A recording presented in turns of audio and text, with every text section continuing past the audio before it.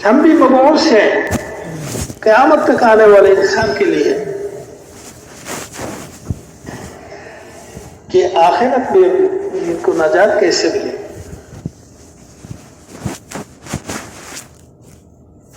आखिरत में इनको नजात कैसे मिले, अजाब से कैसे बचे। क़यामत के मैदान में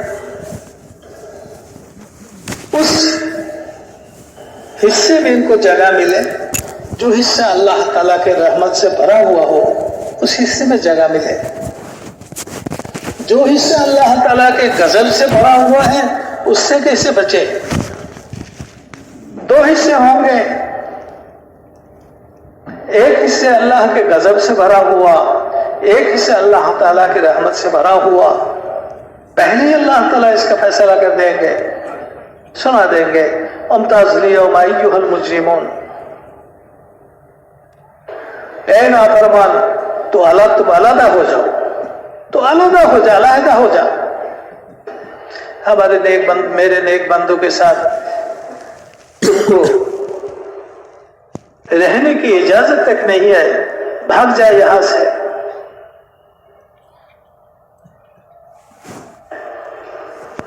और ये गैर कौम को अगर भगा दिया गया, उनको रहमत के इस इलाका में जगह ना मिले तो हमारे क्या फायदा है। अगर उनको जगह मिल जाती तो हमारे क्या नुकसान है। अल्लाह की रहमत का तो कोई इंतहा नहीं है। जन्नत में जगह की कोई कमी नहीं है। तो मेरे मोहतरम दोस्तों बुजुर्गों, ये एक फिक्र का मजमा है, सोचने का मजमा है कि उनको जहन्नम की आग से कैसे बचाया जाए। गजब से भरा हुआ हिस्सा जो है वहां से कैसे निकाला जाए। एक आदमी भी उस हिस्से में जाने वाला ना बने। ये हमारे जिम्मे में है, ये हमारे जिम्मे में है। हुजूर सल्लल्लाहु अलैहि वसल्लम को नबूवत मिलने के बाद जितना जमाना गुजरता रहा, हुजूर सल्लल्लाहु अलैहि वसल्लम के गम और परेशानी इतनी ही ज्यादा होती रही। क्या होगा उम्मत का।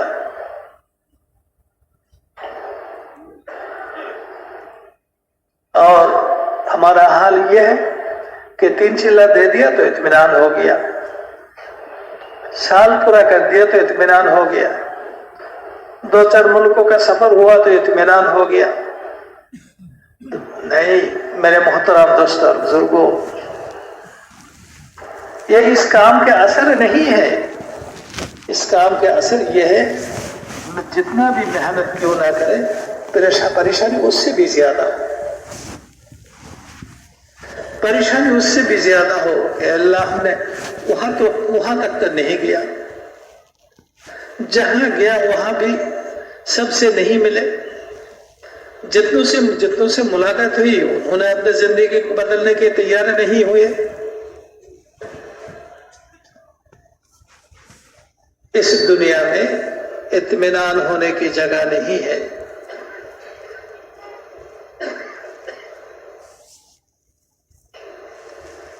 परेशानी उठाने की जगह है।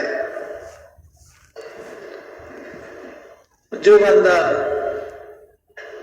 औरों के आखिरत के फिक्र करते करते वो परेशान हो जाएगा, अल्लाह ताला उसके लिए सामने का रास्ता खोलेगा और अल्लाह ताला उसको रहबरी फरमाएंगे। हिकमत का दरवाजा अल्लाह ताला उसके लिए खोलेंगे। अपने खास मदद की इहाता में उसको ले लेंगे। उसके साथ रहकर अल्लाह ताला उसके हाथ से अल्लाह ताला इस काम को कराएंगे। मेरे मुहतरम दोस्तों और बुजुर्गों, یہ دو ذمہ داریاں اٹھانے کی جگہ ہے. ایک تو اللہ کو ماننا، اللہ کے حکم کو نبی کے طریقے کے مطابق اپنے زندگی میں پورا کرنا، اور ایک دوسرا یہ کہ دنیا بھر کے انسان، ہر ایک انسان جہاں جہاں ہے، جہاں بھی ہے، وہ بھی اللہ کو مانے اور اللہ کی مانے. اللہ معبود ہے اس کے اقرار کرے، اللہ کے حکموں کے مطابق زندگی گزارنے والا بنے. یہ دو ذمہ داریاں اس امت کے ہر فرد پر ہے، لیکن ہماری کمی کی وجہ سے ہم نے اس کو بھول گیا. اللہ تعالی حضرت الیاس رحمۃ اللہ علیہ کے قبر کو نور سے بھر دے اور اپنے جوار رحمت میں جگہ دے دے.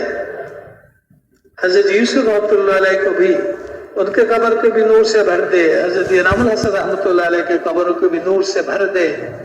انہوں نے اپنی زندگی اجاڑ کر ہمارے سامنے اس کام کو کھولا تھا،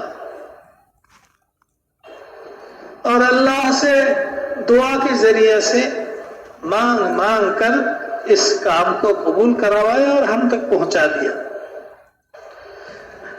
اب ہمارے ذمے میں اس کو لے کر چلنا ہے.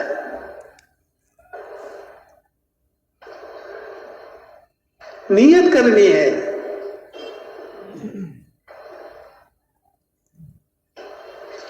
مال کی صلاحیت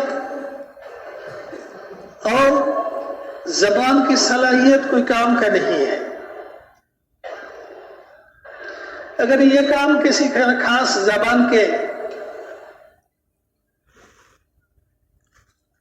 محتاج تھے تو حضور صلی اللہ علیہ وسلم کو کیسے اللہ رب العالمین نے تمام زبان والوں کی طرف بھیجا؟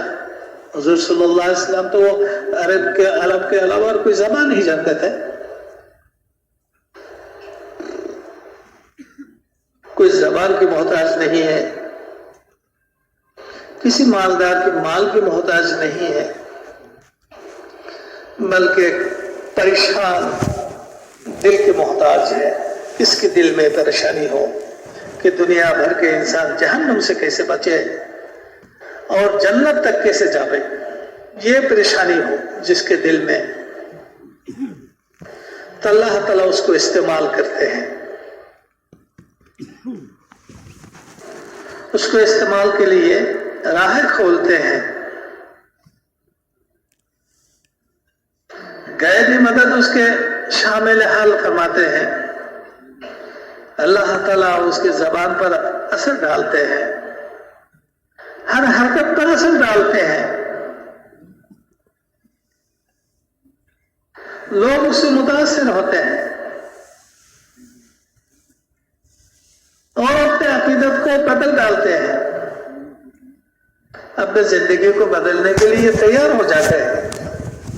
اللہ تعالیٰ کرتے ہیں، لیکن کرتے ہیں اس کے لیے جس کے دل میں یہ پریشانی ہو، جس کے دل میں کیا ہو؟ پریشانی ہو.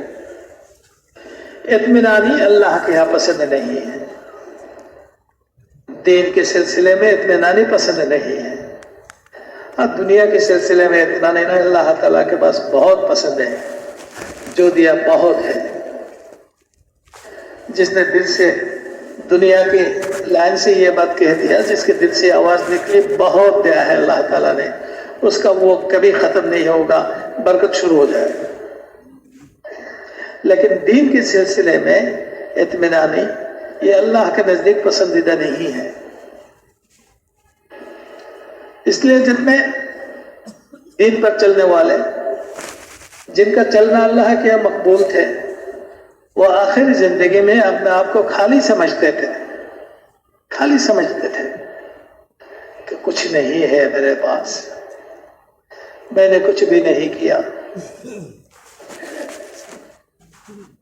ہاں میرے محترم دوستوں اور بزرگوں، دل میں ایک بے چینی ہو. کسے اللہ کے بندے اللہ کو اپنا معبود اقرار کر لے. کیسا؟ اللہ کو معبود اقرار کرنے والا اللہ کے حکموں کے مطابق چلنے کا فیصلہ کرے.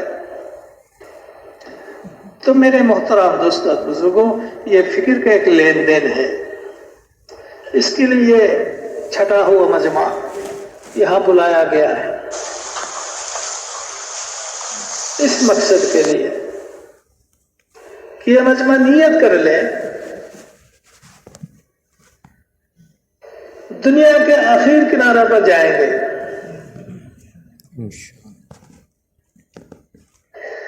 اپنے آنسو سے اللہ کو منوائیں گے کہ اللہ تعالیٰ ان پر رحم کرے، اللہ تعالیٰ ان کے لیے ہدایت کا فیصلہ کر دے، اور ان کو بھی منت سماجت کر کے اللہ کی طرف متوجہ کرنے کی کوشش کریں گے. لیکن سب کچھ ہوگا اللہ کے ارادہ سے. اللہ تعالیٰ کے ارادہ اس کے ساتھ ہوتے ہیں جو اللہ سے مانگتے ہیں، جس کا یقین اپنی محنت پر نہ ہو، جس کا یقین اللہ کے ذات پر ہو، اللہ کے قدرت پر ہو. اللہ تعالیٰ تو وہ قدرت والے ہیں کہ جن کے بارے میں حضور صلی اللہ علیہ وسلم نے قتل کا فیصلہ کر دیا، ان کو بھی اللہ تعالیٰ نے اسلام میں داخل کر دیا، ان کو بھی اللہ تعالیٰ نے اسلام میں داخل کر دیا.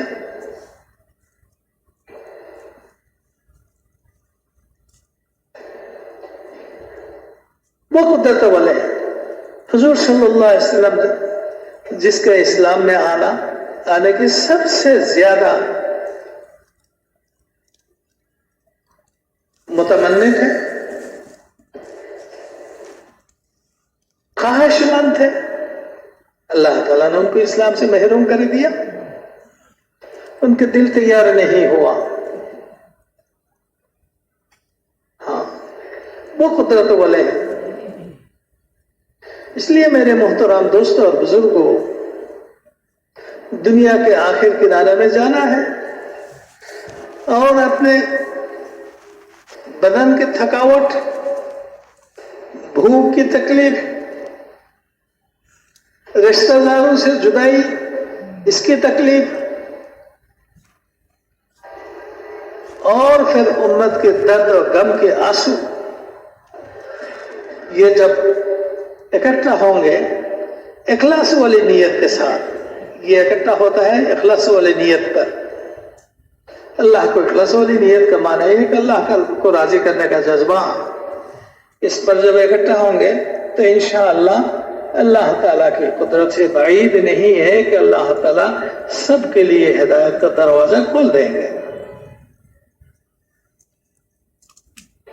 میرے محترم دوستوں اور بزرگوں، یہی تعلیم تھی حضور صلی اللہ علیہ وسلم کی طرف سے امت کے لیے. امت کا ایک حصہ حضور صلی اللہ علیہ وسلم سامنے، حضور صلی اللہ علیہ وسلم کے سامنے تھے، وہ صحابہ کا طبقہ، اور بعد والے حصہ حضور صلی اللہ علیہ وسلم کے سامنے نہیں تھے، حاضر نہیں تھے، لیکن ان کی بھی نیت تھی. نیت کے اعتبار سے قیامت تک آنے والے امت حضور صلی اللہ علیہ وسلم کے سامنے تھے کہ بلغوا عنی ولو آیا.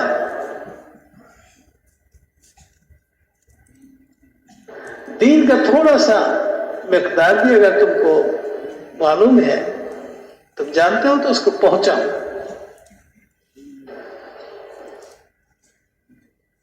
ہم پہنچانے والے ہیں، حکمت کے ساتھ، للہیت کے ساتھ،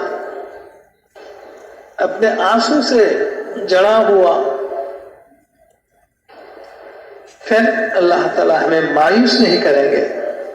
تو میرے محترم دوستوں اور بزرگوں، یہ مجمع اس کے لیے ہے. آج سے میں کسی علاقہ کے رہنے والا ہوں، میں فلاں عورت کے شوہر ہوں، فلاں عورت کا شوہر ہوں، میں فلاں بچے کا باپ ہوں، میں فلاں پیشہ دار ہوں، میں تاجر ہوں، میں کاشتکار ہوں، میں مزدور ہوں، میں نوکری کرنے والا ہوں، اس کو ذہن سے بالکل نکال دیں، نکال کر اس جگہ میں اس کو بھر دے کہ میں حضور صلی اللہ علیہ وسلم کے امتی ہوں۔ حضور صلی اللہ علیہ وسلم کے امتی ہونے کے وجہ سے ہمارے ذمے میں اس دین کو دنیا کے آخر کنارہ تک پہنچانا ہے، اور یہ استعداد اللہ تعالیٰ نے ہر امتی میں ایک استعداد رکھی ہے۔ استعداد دیے بغیر ذمہ داری لینا یہ بیوقوفی کی بات ہے۔ اللہ تعالیٰ نے استعداد دے رکھی ہے، سب کے اندر یہ استعداد ہے۔ جو صحت مند ہے اس میں بھی استعداد ہے، جو بیمار ہے اس کے اندر بھی استعداد ہے، جو فقیر ہے اس میں بھی استعداد ہے، جو تعاونگر ہے اس میں بھی استعداد ہے، ہاں جو بول نہیں سکتا اس میں بھی استعداد ہے، جس کا مثال موجود ہے۔ گوگوں کی جماعت مختلف ملکوں میں سفر کر رہے ہیں، صحیح ہے غلط؟ چلتے ہیں، نابینا چل رہے ہیں دنیا میں، پاؤں سے معذور وہ بھی چل رہے ہیں، اللہ تعالیٰ نے مثال قائم کر دیا۔ اتنا تو ہوا کہ مثال قائم ہو گیا۔ ہم جس طبقے کے ہیں، ہم نظر ڈالیں اس طبقے کے بہت آدمی آپ کو ملیں گے کہ وہ چل رہے ہیں، اب عذر کی کوئی گنجائش نہیں ہے، عذر کی کوئی گنجائش نہیں ہے۔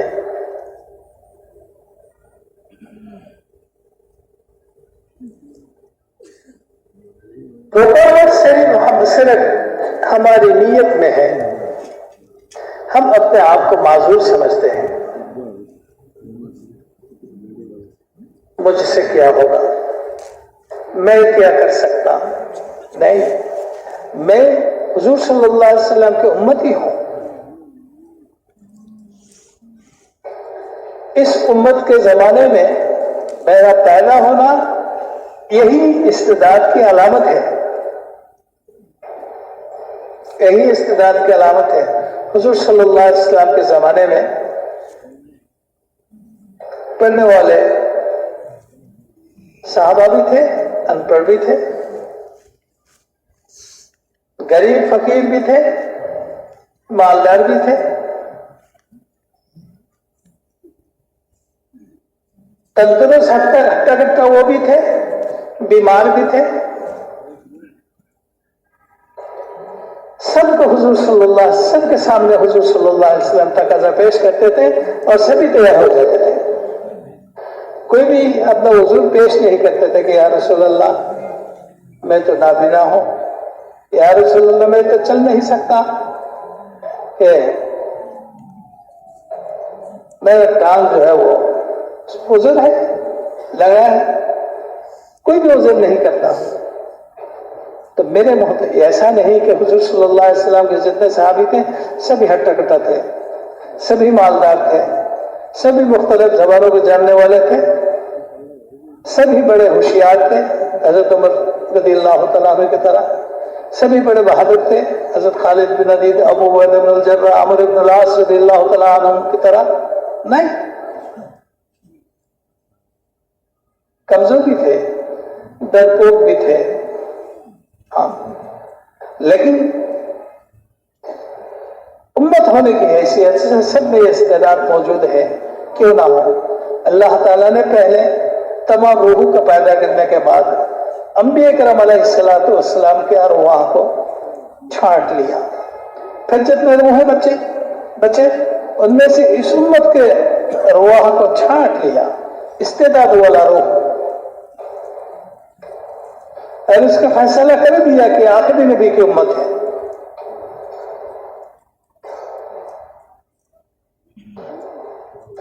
ہم تو چھانٹے ہوئے ہیں. ہوا تباکم، اللہ تعالیٰ نے تم کو چھانٹ لیا. اس کو مت بھولنا. لوگ کیا کہتے ہیں، نظر کیا آتا ہے اس کو چھوڑو. اللہ تعالیٰ نے ہمیں چھانٹ لیا ہے دنیا بھر کے انسان تک پہنچ جانے کے لیے.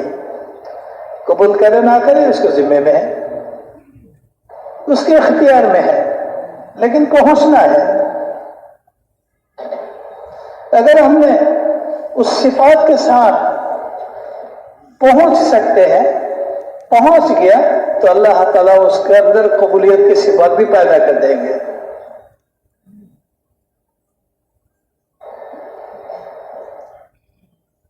رات کے دعا اور گگرانا دین کے محنت میں فرق پڑ جاتا ہے. حضور صلی اللہ علیہ وسلم رات کو دعائیں مانگتے تھے. ایک رات میں حضور صلی اللہ علیہ وسلم نے دعائیں مانگی کہ اللہ 2 عمر میں سے ایک عمر کے ذریعے سے اسلام کی طاقت کو بڑھا دے. ایک عمر تھا حضرت عمر فاروق رضی اللہ تعالیٰ عنہ، اور ابو جہل، اس کا نام تو ابو جہل کا نہیں تھا، اس کا نام بھی عمر تھا. اللہ تعالیٰ نے حضرت عمر بن الخطاب رضی اللہ تعالیٰ عنہ کے حق میں یہ دعا قبول فرما لی.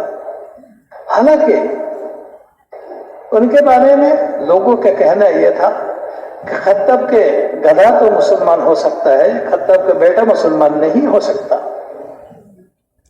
لیکن دعا کے ذریعے سے اللہ تعالیٰ نے حضرت عمر رضی اللہ تعالیٰ عنہ کو، حضور صلی اللہ علیہ وسلم نے حضرت عمر رضی اللہ تعالیٰ عنہ سے اللہ سے مانگ لیا.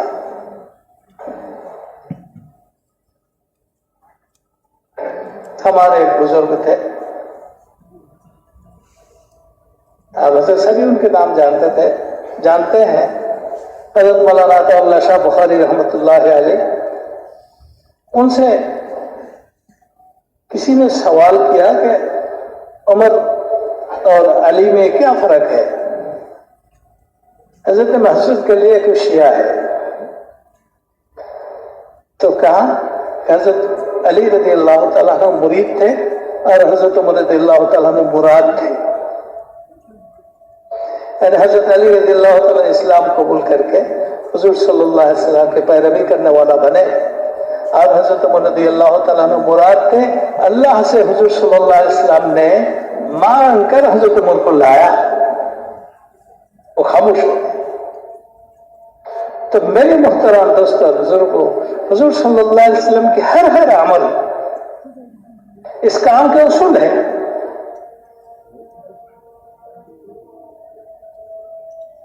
کہ جس کا مسلمان ہونا پسند کرتے ہو اس کے لیے دعائیں مانگو. جس کا اسلام میں آنا پسند کرتے ہو، چاہتے ہو، اس کے لیے خصوصی دعائیں مانگو. دعائیں مانگو. اور جو جس جماعت کو بھیج رہے ہو اس کے لیے دعائیں مانگو کہ اللہ تعالیٰ ان کو مدد کرے. حضور صلی اللہ علیہ وسلم بھیجا شدہ جماعت کے لیے دعائیں مانگتے تھے. دعائیں مانگو.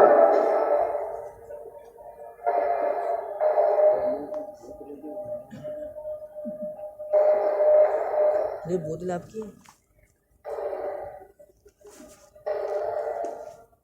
ایک دفعہ ہمارے ملک میں پرانا کے جوڑ میں پہلے 10 دن کا جوڑ ہوتا تھا، بیچ میں 4 دن وہ جماعتیں باہر نکل جاتی تھی. تینوں ملک بڑے موجود تھے. تو دور کسی ضلع میں ایک قافلہ کا سفر ہوا اور ایک قافلہ دوسرے ضلع میں. وہ کراچی کے بھائی عبدالستار صاحب تھے. جب ہم گشت کے لیے نکلے تو بھائی عبدالستار صاحب نے کہا میاں جی محراب رحمۃ اللہ علیہ سے کہ جب گشت کے لیے نکلتے تھے حضرت الیاس رحمۃ اللہ علیہ کے زمانے میں تو اب کیا کرتے تھے؟ میاں جی محراب رحمۃ اللہ علیہ نے فرمایا گشت چاہے عمومی ہو گشت چاہے خصوصی ہو جو بھی ہو مسجد سے نکلنے کے بعد دعا کے بغیر ہم نے کبھی بڑے حضرت جی کے زمانے میں ہم نے کبھی گشت کے لیے نکلنا نہیں دیکھا. دعائیں مانگتے ہیں پہلے دعائیں مانگتے تھے پھر جاتے تھے. اس کام کے روح ہے دعائیں مانگنا ہر عمل سے پہلے دعائیں مانگنا. تو میرے محترم دوستوں بزرگوں ہم اگر اصول کو پورا کر دیں گے ہمارے بڑوں کے بتایا ہوا اصول جو ہے اس کو پورا کریں گے تو اس کا ہمارے محنت میں اثر اللہ تعالیٰ خود پیدا کریں گے. اللہ تعالیٰ مخلصین کی محنت کو ضائع نہیں کرتے اس کی حفاظت کرتے ہیں.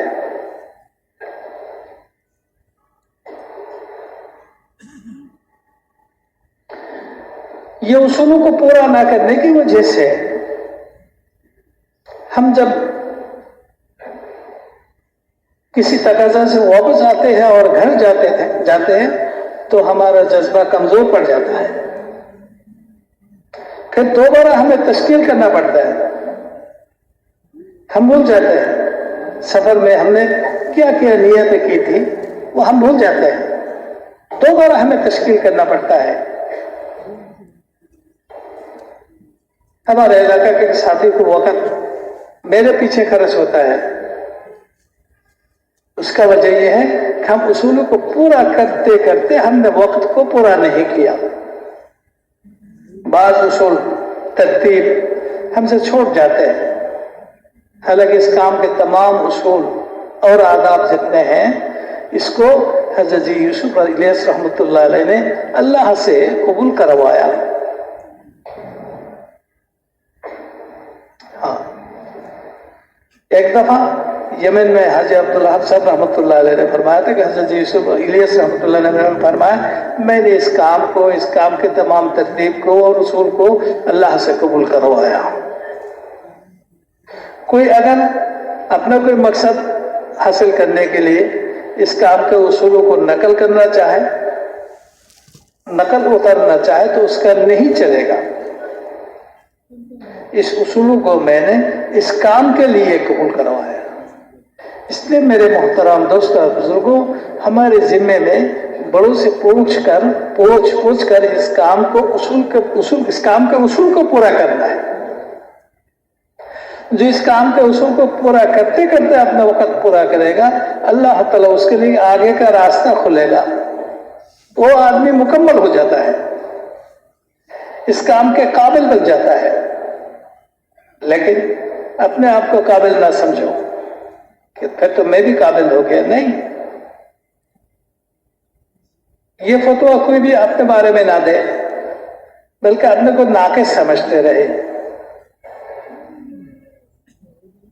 ہم کامل ہوتے ہوتے کہاں تک پہنچیں گے؟ حضرت ابو بکر صدیق رضی اللہ تعالیٰ عنہ کے درجہ ہے وہاں تک پہنچ سکتے ہیں؟ کبھی نہیں. حضرت عمر رضی اللہ تعالیٰ عنہ کے درجہ تک مقام تک پہنچ سکتے ہیں؟ کبھی نہیں. اور وہ تو اپنے کو ناقابل سمجھتے تھے.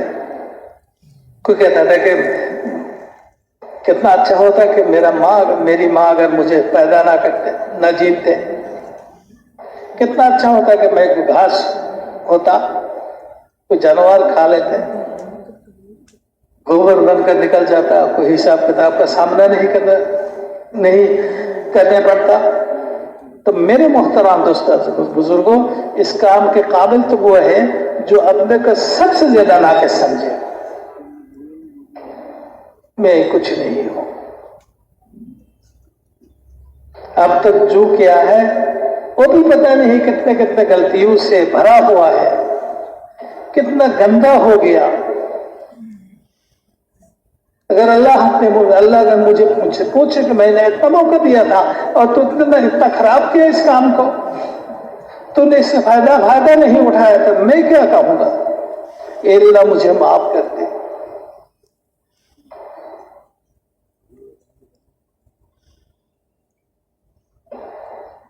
اس کام کا طریقہ یہی ہے کرتا جائے اور اپنے کو ناقص سمجھتا جائے. حضرت ابو بکر رضی اللہ تعالیٰ عنہ زندگی میں پتہ نہیں کتنا دفعہ کہا کہ قابل تو اس کے عہدے کے قابل عمر تھے، لیکن اس نے مجھے مجبور کیا اس ذمہ داری کو قبول کرنے کے لیے. وہ قابل تھے، میں نہیں. یہ تو تمام نبیوں کی شان ہے. نبی دنیا میں بھی اپنے کو قصور سمجھتا رہا اور قیامت کے میدان میں بھی اپنے کو قصور سمجھتے رہیں گے میں قصوروار ہوں. کوئی اپنے کو قابل نہ سمجھے، کوئی شہر اپنے کو کوئی قابل نہ سمجھے کہ یہ شہر والے بہت اچھے ہیں، ہر تقاضا پورا کرتے ہیں. نہیں، کچھ بھی نہیں ہے. اگر قبول ہوا تو ٹھیک ہے، لیکن قبول ہوا یا تو نہیں ہوا، یہ دنیا میں اس کا ظہور نہیں ہے، یہ واضح نہیں ہوگا. یہ تو قیامت کے میدان میں واضح ہوگا کس کی محنت قبول ہوئی، کس کی محنت، کس علاقہ والوں کی محنت قبول ہوئی، کس شہر کی محنت قبول ہوئی. یہ دنیا میں اس کا فتویٰ کوئی بھی نہیں دے سکتا. اس لیے میرے محترم دوستوں اور بزرگوں، ہم نے جو کچھ کیا ہے اس کو ہم بہت ہی ناقابل سمجھے. یہ بہت ہی کمزور شکل میں ہم نے پورا کیا. اللہ معاف کر دے، اللہ معاف کر دے. پھر اچھی طرح کرنے کی توفیق دے دے. اس کے بعد بھی کہے کہ اللہ یہ بھی قصوروار ہوا، خطا سے بھرا ہوا، اللہ معاف کر دے. پھر اگلی مرتبہ اچھی طرح کرنے کی توفیق دے دے. تو میرے محترم دوستوں اور بزرگوں، اگر یہ الفاظ صرف زبانی نہ ہو بلکہ دل کی ہو تو اللہ کے نزدیک یہی بندہ جو ہے مقبول ہے.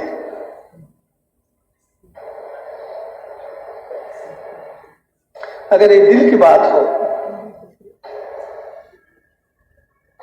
اور اس سے لوگوں میں، کام کرنے والوں میں تواضع پیدا ہوگا. اور جب تواضع پیدا ہوتا ہے تو اللہ تعالیٰ اس بندے کو خود استعمال کرتے ہیں، اس کے رفع درجات کے لیے، اس کو آگے بڑھانے کے لیے اللہ تعالیٰ اس کو استعمال میں لاتے ہیں.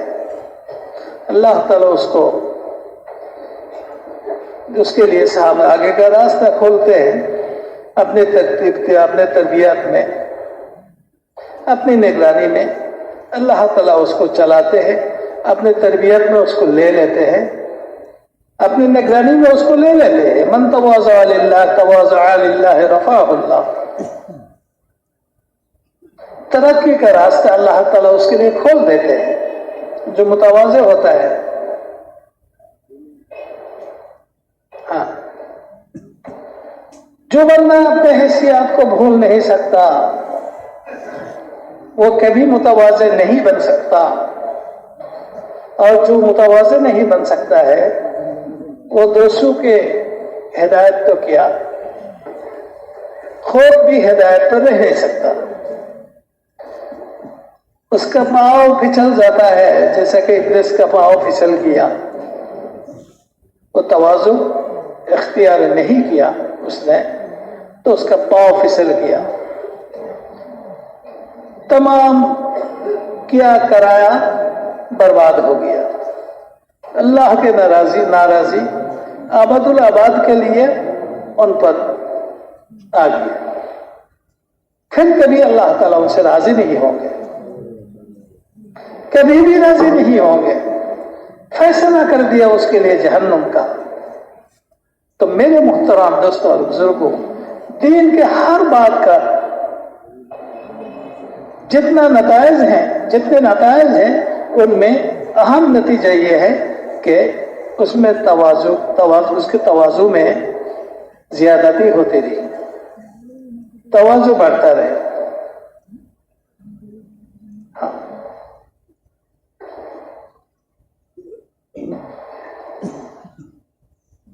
اپنی نظر میں اپنے کو نیچا سمجھے، نہ حل سمجھے، بیکار سمجھے. حضرت الیاس رحمۃ اللہ علیہ اپنے کو ایسے ہی سمجھتے تھے. ایک میاں محراب رحمۃ اللہ علیہ نے سنا کہ ایک آدمی آیا، وہ پریشان تھے کسی وجہ سے، کوئی تعویذ لینے کے لیے. ان کو بیٹھایا، اقرار کیا اور دھیان سے ان کی بات سنی. اور جب کہ انہوں نے کہا کہ حضرت میں یہ پریشان ہوں، میرے اوپر ایک پریشانی ہے، ایک تعویذ دے دیں، یہ تدبیر دے دیں.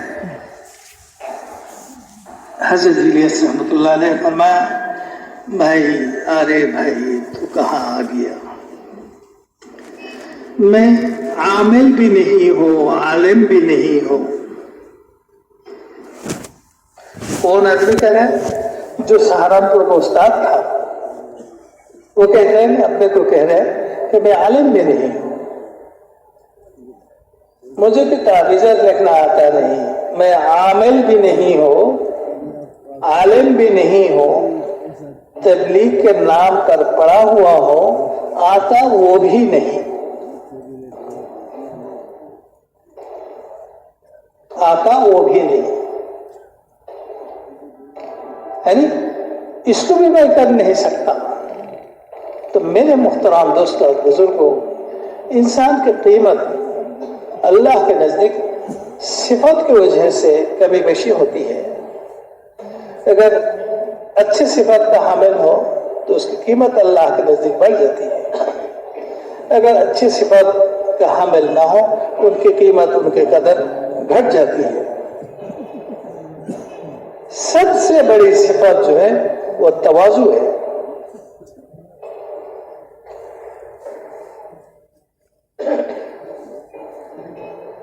جس میں تواضع پیدا ہو جاتی ہے،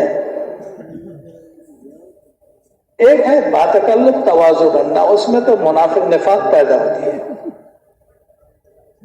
باتکلف اپنے آپ کو متواضع ظاہر کرنا، اس سے نفاق پیدا ہوتی ہے اندر میں. لیکن کوئی اگر حقیقت میں کسی کا تواضع پیدا ہو جائے تو میرے محترم دوستوں اور بزرگوں، اس کے لیے اللہ کو ماننا اور نبی کو ماننا آسان ہو جاتا ہے. چونکہ وہ اپنے بے حیثیت سمجھتے ہیں تو اللہ کی رحمت اس کی طرف متوجہ ہوتے ہیں. جس کی طرف اللہ کی رحمت متوجہ ہوتی ہے تو میرے محترم دوستوں اور بزرگوں، اللہ کی رحمت کا سب سے بڑا اثر یہ ہوتا ہے، اللہ تعالیٰ اس کو ایمان، مکمل ایمان کو قبول کرنے کے لیے توفیق دے دیتے ہیں. اس کی ایمان کو اللہ تعالیٰ مکمل کر دیتے ہیں. جو متواضع ہوتے ہیں وہ متبع بھی ہو جاتے ہیں، اطاعت کرنے والا بن جاتا ہے. اللہ پر اس کی ایمان مکمل ہو جاتا ہے.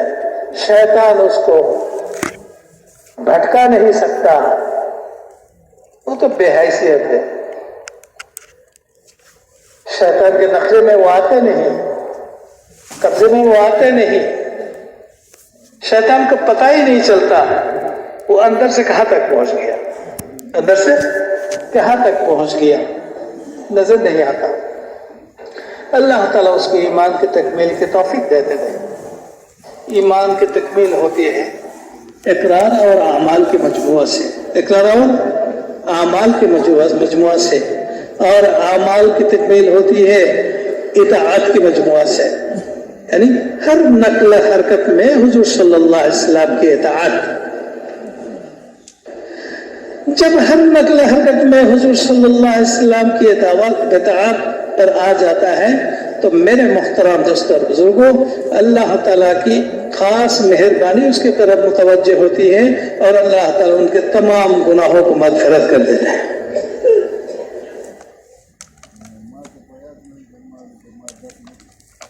اور اس کو ولایت حاصل ہو جاتی ہے، وہ اللہ کے ولی بن جاتا ہے۔ جب اللہ کے ولی بن جاتا ہے، ولایت حاصل ہوتی ہے، تو وہ اللہ کے ذمے میں ہو جاتے ہیں۔ ہر قسم کے خوف سے وہ ڈر اور خوف سے وہ معمون ہو جاتے ہیں۔ الا ان اولیاء اللہ لا خوف علیہم ولا هم يحزنون، کسی قسم کا ڈر نہیں ہوتا، نہ کسی شریر کا ڈر ہوتے ہیں، نہ کسی جانور کا ڈر ہوتے ہیں، نکل جاتے ہیں، وہ معمون ہو جاتے ہیں۔ مدینے میں ایک رات ایسا ایک آواز سنائی گئی، سب گھبرا گئے، گھبرا کر لوگ اپنے گھر میں ڈرتے ہوئے بیٹھے رہے، کوئی بھی گھر سے باہر نہیں نکل سکتا تھا۔ کافی دیر کے بعد ایک دو آدمی نکلے تو دیکھا کہ ایک سواری آ رہا ہے گھوڑے پر سوار ہو کر، اور لوگوں کے سامنے لوگ کھڑے تھے راستے میں، اور اترے تو دیکھا کہ حضور صلی اللہ علیہ وسلم آ رہا ہے۔ کہ نہیں، سو جاؤ، کوئی بات نہیں، ایسی کوئی بات نہیں ہے۔ جس گھوڑے میں سوار تھے وہ بجلی کی طرح آ رہے تھے، لیکن وہ گھوڑا مشہور تھا، اس کے مالک کے پاس یہ بہت ہی سست تھا، تیز نہیں چلتے تھے۔ تو اس نے پوچھا کہ یا رسول اللہ، اس گھوڑے میں اتنے تیزی؟ کہتے کہ وجدت البحر، میں تو باہر کی طرف چلتا ہوا دیکھا، اس کو تیز چلتا ہوا پایا۔ تو میرے محترم دوستوں بزرگوں، وہ مطمئن معمول ہو جاتے ہیں، ہر قسم کے خوف اور ہر قسم کے غم سے وہ معمول ہو جاتے ہیں۔ حضرت عمر فاروق رضی اللہ تعالیٰ عنہ کے دل سے ہر قسم کے ڈر نکل گیا تھا۔ دوپہر کو وہ باغ میں جا کے سو جاتے تھے، بے خوف سو جاتے تھے۔ میرے محترم دوستوں بزرگوں، یہی ہے اطاعت کا نتیجہ۔ اطاعت کس کی ہے؟ اللہ کی اطاعت ہے، اللہ کے نبی کی اطاعت ہے، اور اولو الامر کی اطاعت ہے۔ جو متواضع ہوتے ہیں اس کے لیے اطاعت آسان ہو جاتی ہے، جس کے اندر تواضع نہیں ہے وہ مطیع نہیں ہو سکتا، اس کا ذہن، اس کا دماغ اشکالات سے بھرا ہوا ہوتا ہے۔ اشکالات سے کیا ہوتا ہے؟ بھرا ہوا ہوتا ہے، اعتراضات سے بھرا ہوا ہوتا ہے، مطیع نہیں ہو سکتا۔ حالانکہ اسلام میں جس چیز کو چاہا جا رہا ہے وہ مطیع اطاعت کو چاہا جا رہا ہے، تم مطیع بن جاؤ، اللہ کی اطاعت کرنے والا بنو، نبی کی اطاعت کرنے والا بنو۔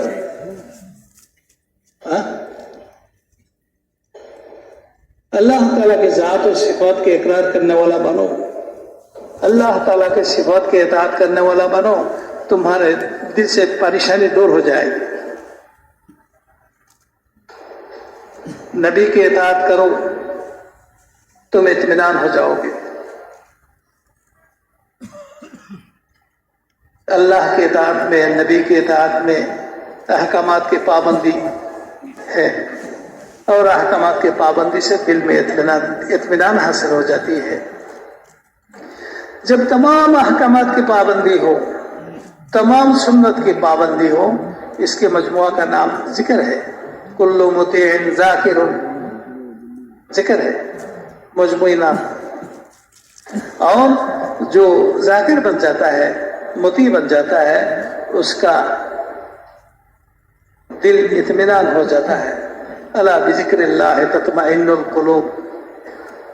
میرے محترم دوستوں اور بزرگوں، اس کام سے مقصد یہی ہے کہ اپنے اندر صفت حاصل کرو، صفت سے مزین کرو اپنے دل کو، اپنی ذات کو۔ ایمان کی صفت، عبادت کی صفت، اطاعت کی صفت، تواضع کی صفت حاصل کرو،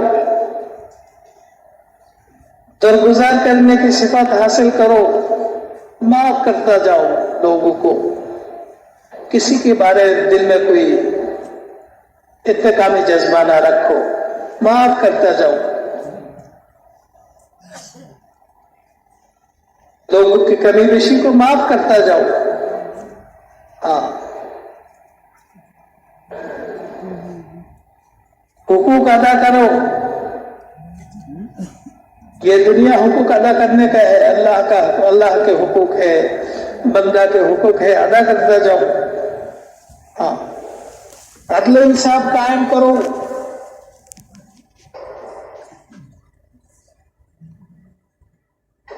جس چیز کی طرف رغبت ہوتی ہے دنیا میں، جس چیز کی طرف رغبت ہوتی ہے اس میں دوسروں کو ترجیح دے دو. اس میں کیا ہے تو دوسروں کو ترجیح دے دو.